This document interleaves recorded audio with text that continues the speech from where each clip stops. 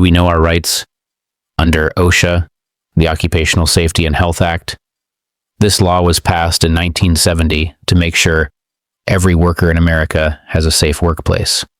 But many employees still don't realize how powerful these protections are.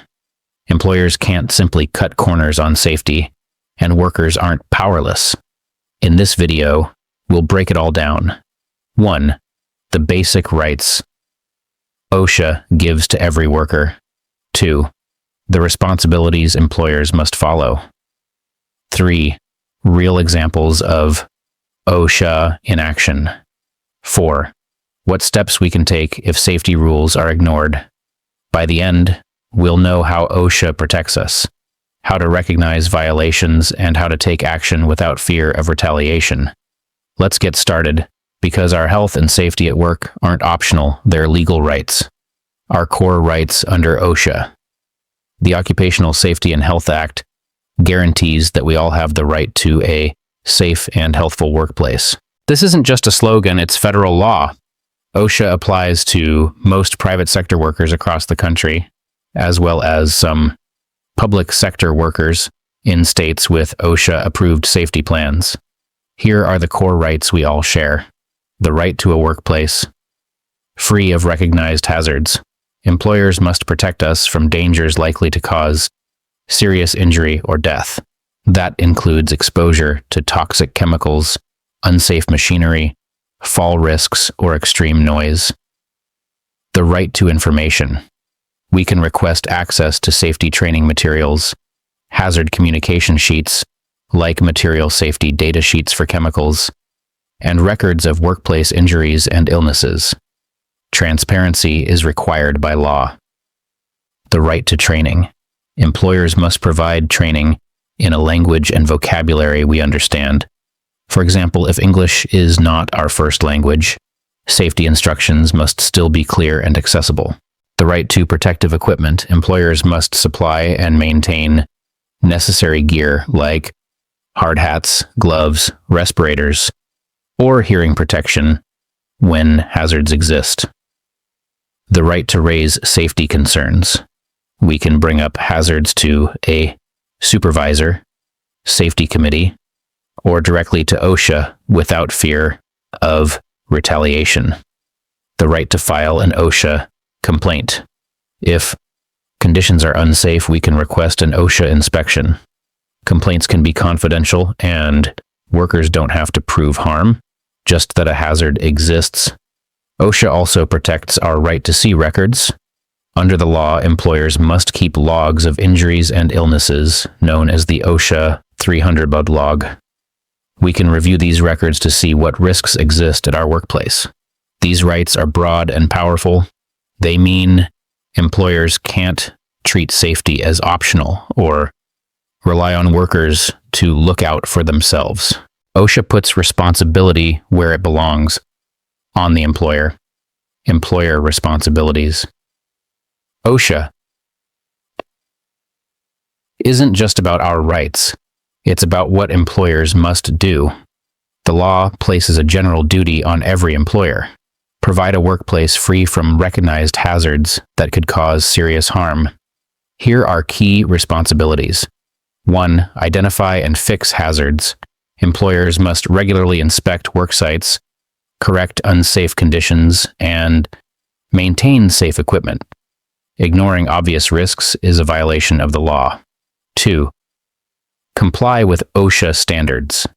OSHA has detailed rules for industries like construction, manufacturing, healthcare, and agriculture.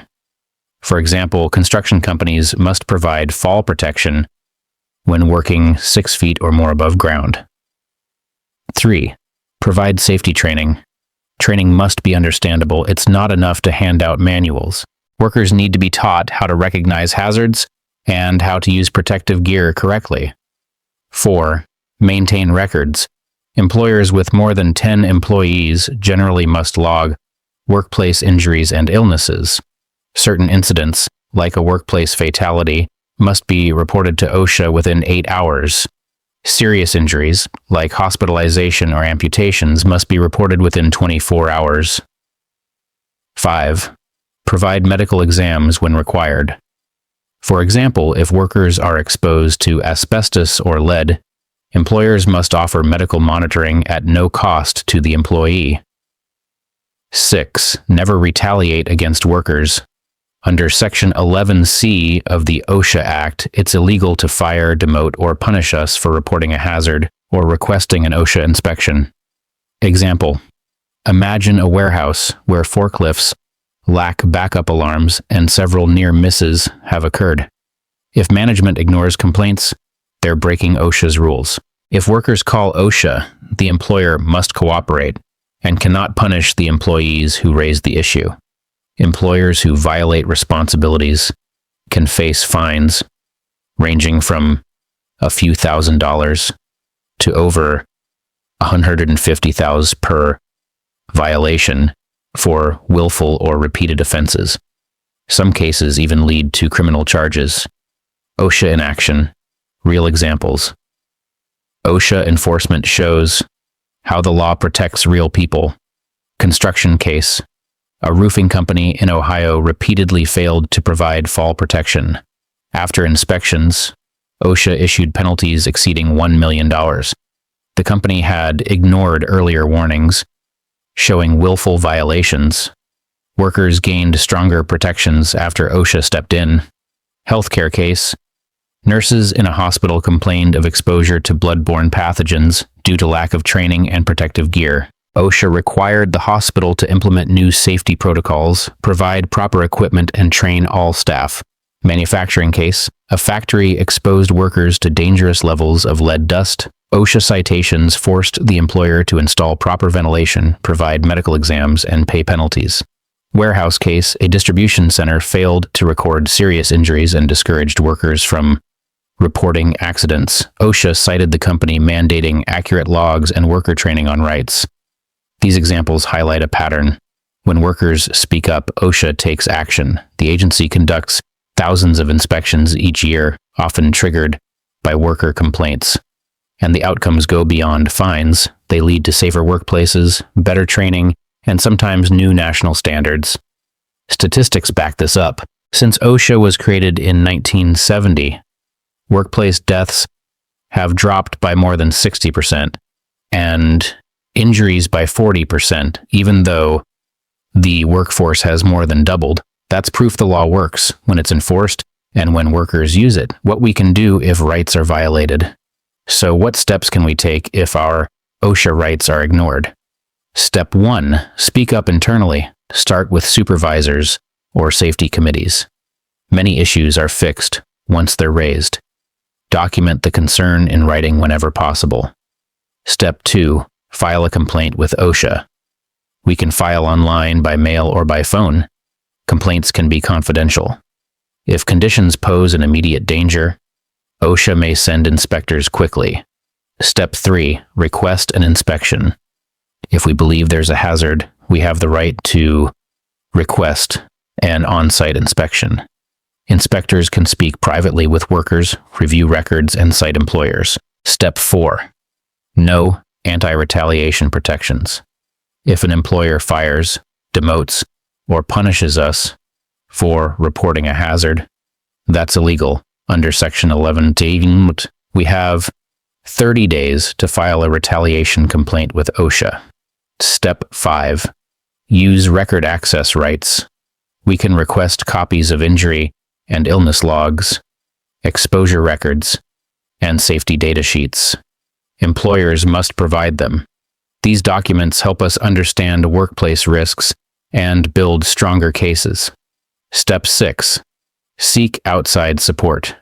Unions, worker centers, and legal aid groups often help file OSHA complaints and protect workers who fear retaliation.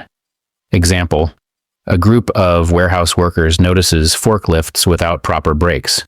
Management ignores repeated warnings. Workers file a joint OSHA complaint. Inspectors arrive, cite the company, and order immediate fixes. Retaliation against any of those workers would trigger additional legal penalties. The important thing is this: we don't need to wait until someone gets hurt. The law is preventive. We can act as soon as hazards appear. Here's the bottom line. OSHA gives every worker in America the right to a safe workplace. That means freedom from serious hazards, access to training and information, and protection when we speak up. Employers carry the responsibility to provide safety, not workers. If our rights are ignored, we can file complaints, demand inspections, and rely on anti-retaliation laws. OSHA exists to ensure that going to work doesn't mean risking our health or our lives. So let's stay informed, use these rights, and share them with our coworkers. Safety isn't optional, it's the law. And together we can make sure every workplace lives up to it.